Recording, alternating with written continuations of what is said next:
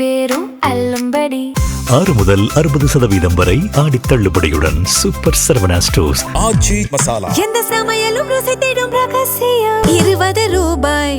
ஹாலிடேஸ்னாலே அது நம்ம ஜிடி ஹாலிடேஸ் தான். GT Holidays, South India's #1 travel brand.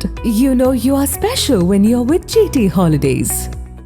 நாங்கள் எஸ்சி ஸ்காலர்ஷிப்பில் தான் இங்கே படித்தோம். அவங்க சேரும்போது என்னென்னாங்க, எங்களுக்கு எந்த ஃபீஸுமே கிடையாது, நீங்கள் ஸ்காலர்ஷிப் நாங்கள் எடுத்துக்குவோம் அப்படின்னு தான் எங்களை சேர்த்துனாங்க.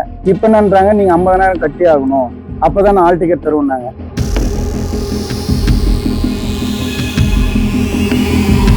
திருப்பத்தூர் மாவட்டம் மாதனூர் அடுத்த அகரம்சேரி பகுதியில் தனியார் கல்லூரி ஒன்று செயல்பட்டு வருகிறது. இந்த கல்லூரியில் ஊத்தங்கரை அடுத்த கீழ்குப்பம் பனமரத்துப்பட்டி பகுதியில் வசித்து வரும் பட்டியலின வகுப்பை சேர்ந்த பொன்மலை என்பவரின் மனைவி ரம்யா 2022-24 கல்வியாண்டில் கல்லூரியில் சேர்ந்து பயின்று வந்தார். இந்நிலையில் நிறைமாத கர்ப்பிணியாக இருந்ததால் 2ஆம் ஆண்டு 4ஆம் பருவ தேர்வை எழுத முடியாத ரம்யா விடுபட்ட தேர்வை எழுதுவதற்காக கைக்குழந்தையுடன் ஹால் டிக்கெட் வாங்க கல்லூரிக்கு வந்தார்.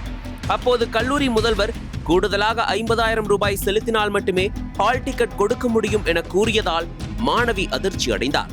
கல்லூரியில் சேரும்போது அரசு SC/ST மாணவர்களுக்கு வழங்கப்படும் கல்வி உதவித்தொகையிலிருந்து பணம் பெற்றுக் கொள்வதாக கூறிய நிர்வாகம் முழு கட்டணத்தையும் செலுத்திய பிறகும் சில மாணவர்களுக்கு ஹால் டிக்கெட் வழங்க மறுத்தது.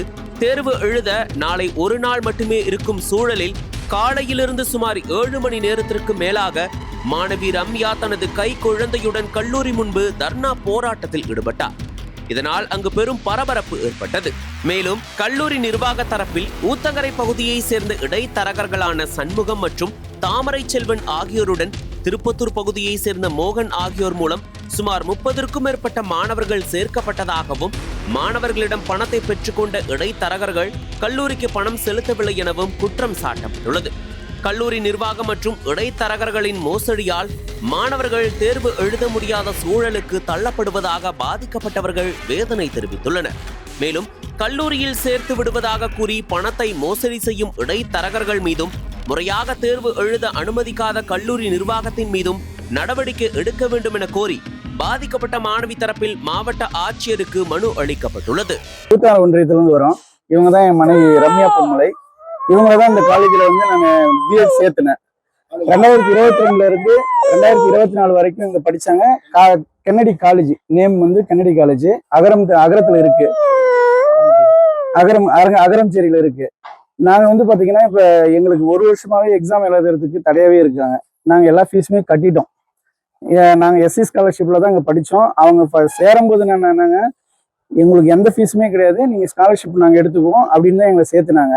ஆனால் இப்போ வந்து நாங்கள் ஆல் டிக்கெட் கேட்குறோம். ஃபைனல் இயர் எக்ஸாம் எழுதுறதுக்கு ஆல் டிக்கெட் கேட்குறோம்.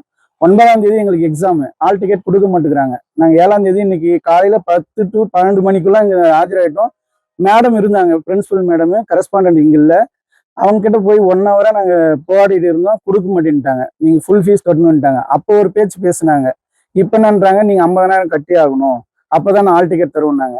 சரி, இப்போதைக்கு பிரச்சனையை சால்வ் பண்ணுன்றதுக்காக ஒரு 10,000 ரூபாய் எங்கன்னா ரெடி பண்ணி கொடுத்துடலான்னு சொல்லிட்டு கடன் வாங்கி கொடுக்கலான்னு சொன்னதுக்கு அதெல்லாம் கிடையாது, நீங்கள் ஃபுல் அமௌண்ட்டையும் கட்டணும்னு சொல்லிட்டாங்க.